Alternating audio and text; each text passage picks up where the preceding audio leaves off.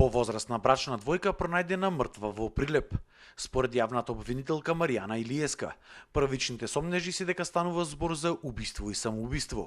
Инаку се работи за двајцата сопружници, 81 годишниот Мице и 76 годишната Илка Нешковски, кои живеат во зградата Б1 во населбата Димонаредникот во Прилеп.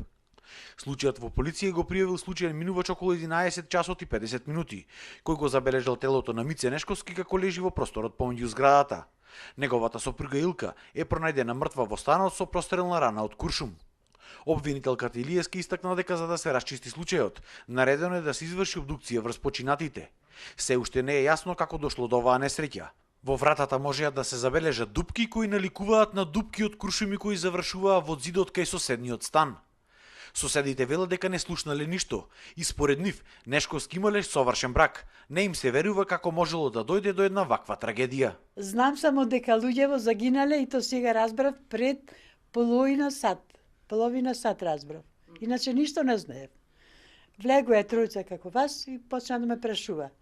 И јас што можев да кажам дека тие луѓе во нашава зграда примерни служеа во брако.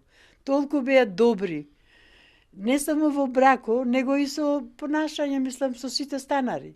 И што е сега работава, јас појма немам. Дали од болеста, што таа беше малку склеротична, барем уште од летос ја се сетив, што да кажам друго.